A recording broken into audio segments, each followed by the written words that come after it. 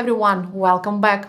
As you saw from the previous lectures, in Leonardo AI you have a variety of tools to influence the image generation process, like selection of models, presets, elements, and much more. But regardless of whether you choose to use them or not, there is one thing that you have to come up with to initiate the generation process of your visuals. It's your prompt description. So in this video, I'd like to share my top 5 recommendations for creating a good prompt, one that, together with other tools, helps you to get high-quality visuals that are closely aligned with your original vision. Let's get started. So the first recommendation: go through this prompting checklist to decide on what you'd like to create. Do you want a photo or illustration? The answer will help you to choose between the graphic-focused or photorealistic models that will be used for image generation. What is your subject matter? Person, animal, landscape, fictional character, and so on. What specific details and effects do you want to include? Please don't feel stressed by all the details and nuances you need to think about to make a good prompt. First of all, you don't need to include everything from this list. Think of it as a framework that can be adapted or simplified depending on your specific needs and the level of detail you want to achieve. I recommend always starting with the simple prompt and then adding extra details one by one to see how they affect the image. Okay, let's come back to the prompt checklist. Include extra descriptions in your prompt to change how the AI creates the image or to add more special touches to it. Here are just some examples of what you can add to the prompt: type of photography, emotions and moods, magic words, specific art styles. And by the way, in case you'd like to mimic the style of certain popular individuals, companies, or studios, you can do so by referencing them in your prompt description. Alright, so far we focused on what elements to include in your prompt.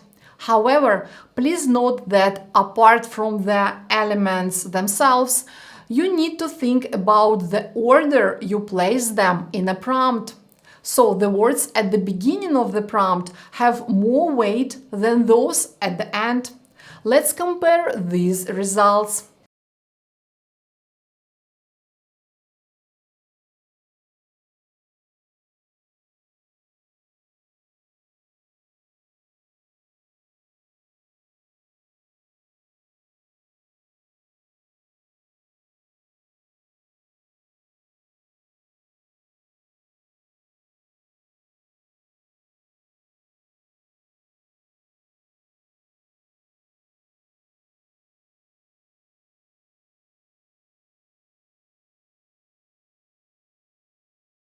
Moving next, recommendation number 3. For detailed prompts that have multiple elements, include commas to separate ideas.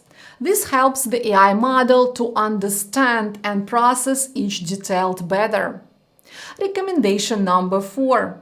Be practical when creating prompts and avoid designing overly complex and unrealistic prompts, as they may result in poor or ambiguous outcomes. When in doubt, go for shorter prompt descriptions and see where AI takes you.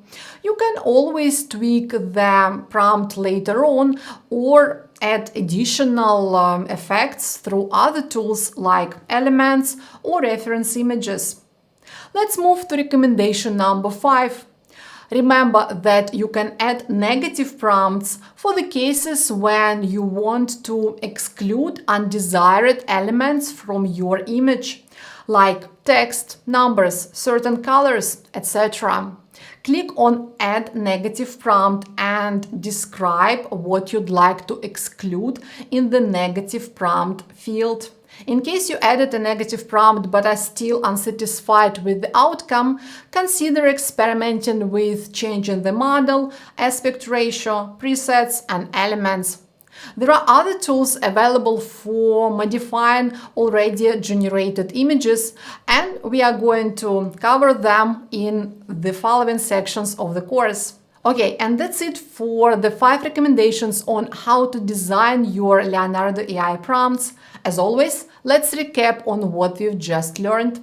Review the prompting checklist to decide on what you'd like to create. This includes deciding if you want a photo or an illustration, your subject matter, specific details and effects you want to include, as well as extra descriptors. Pay attention to the order of the words. Those at the beginning have more weight than those at the end. Include commas to separate ideas in detailed prompts with multiple elements. Avoid designing overly complex and unrealistic prompts, as it will be difficult for AI to interpret them. And finally, add negative prompts to exclude undesired elements like texts, numbers, and others. Alright, that's it for the lecture. I'll meet you in the next one, where we talk about some prompt ideation techniques.